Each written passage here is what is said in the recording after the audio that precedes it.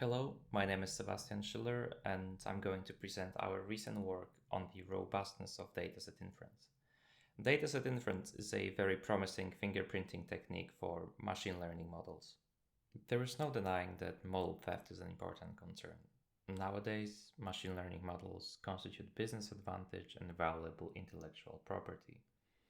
They are very costly to obtain due to the cost of gathering relevant data, sanitizing and labeling it, as well as the expertise required to choose the right model training method, as well as the resources expended in training and serving the model to the clients.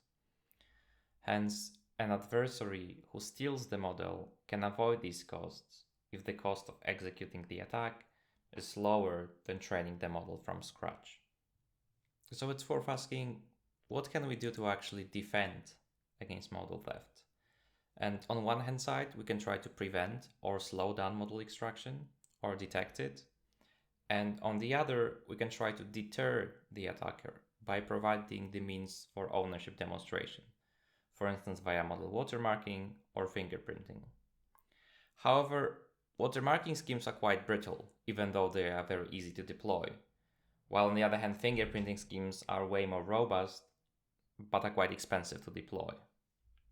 So overall, dataset inference, DI, is a promising fingerprinting technique.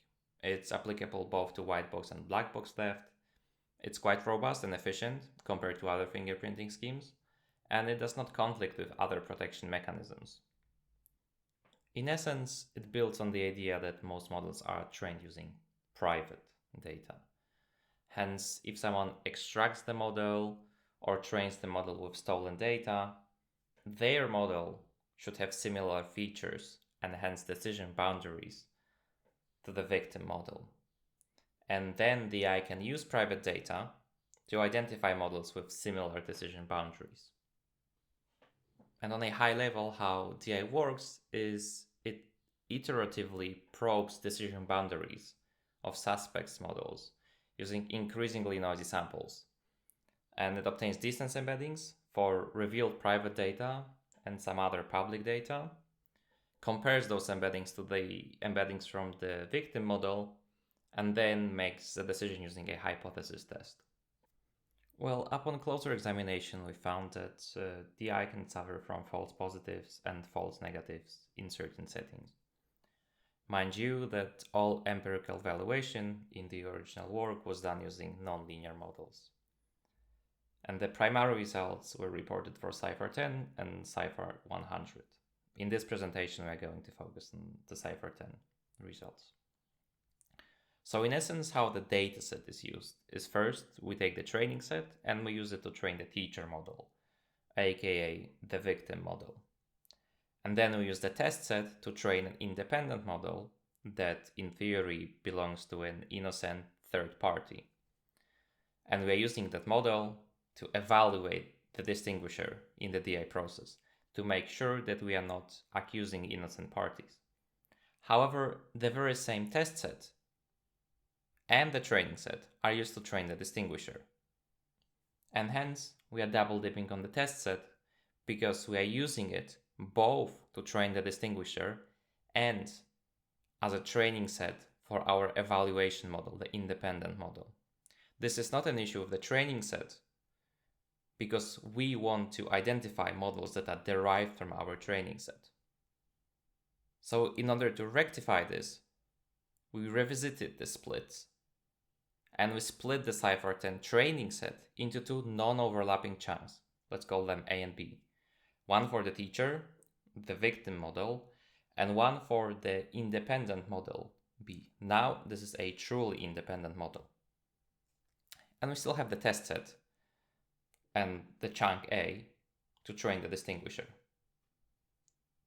However, this time the independent model B triggers a false positive with high confidence.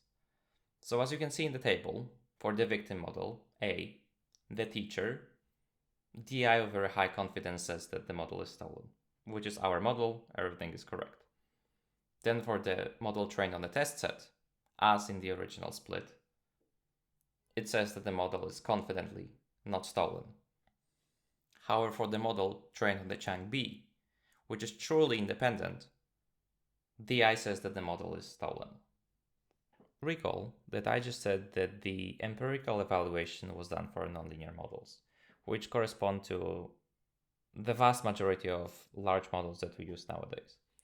However, the theoretical analysis in the original work was done only for linear models, and therefore we revisit the theoretical analysis as well.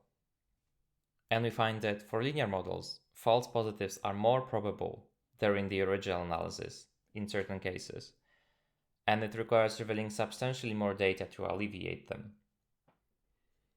Furthermore, for nonlinear models, our analysis shows that false positives exist with probability equals 0.5, regardless of how many samples are revealed. I'm going to highlight some key parts of our theoretical analysis, beginning with the linear models. So in the DI setup, data consists of input label pairs, x and y. X has a signal component to it, x1, with some dimension k, and a noise component, x2, of some dimension d. And x1 results from y modulating a fixed vector u, while x2 is Gaussian with some variance sigma. And di assumes that d is large in the original work. However, we consider a subspace with a large sigma. And in this subspace, d must be small to ensure high utility. Though when d is small, avoiding false positives requires revealing more data. So when we look at the number of required samples to conduct the verification, when we have k equals 1, false positive rate is about 0.5. And when k is equal to the size of the dataset, m, it goes to 0. So in conclusion, we show that in practice, DI requires more private samples than originally assumed in the original paper. Now let's move on to the nonlinear model analysis. So in DI, a false positive occurs when the difference between the prediction margins for two models, for some sample or set of samples, is too small and it cannot be distinguished. And in fact, that margin P for some model F and a sample X is the same as the loss function. So using the bound for the expected loss and the empirical loss in the pack bias framework, we can obtain the bound for the margin and show that false positives are likely when suspects models and victim models training data have the same distribution, or in other words, then both models are trained on the data from the same distribution, which are key assumptions both for our nonlinear and linear analysis. Or we would like to challenge the private data assumption necessary for DI to work. DI relies on private data. It requires revealing it to verify ownership. And we show that in the worst case, when the adversary is using adversarial training, victim can reveal a lot, perhaps their whole training set, and still fail. And even though one could use cryptographic protocols for oblivious inference, they are very slow and expensive and they're very hard to deploy, since all potential suspects must implement the protocols for it to make any sense. Additionally, through our theoretical analysis, we showed that DI needs unique training data, which is reasonable in some domains, but difficult to guarantee in others. For instance, local insurance companies are quite likely to model the same group of people, or local forecasting companies, and this can lead to false accusations. So zooming out a little bit, each ownership verification method for machine learning models has its own strengths and shortcomings. So we have watermarking, which in a white box setting is very good against that kind of theft.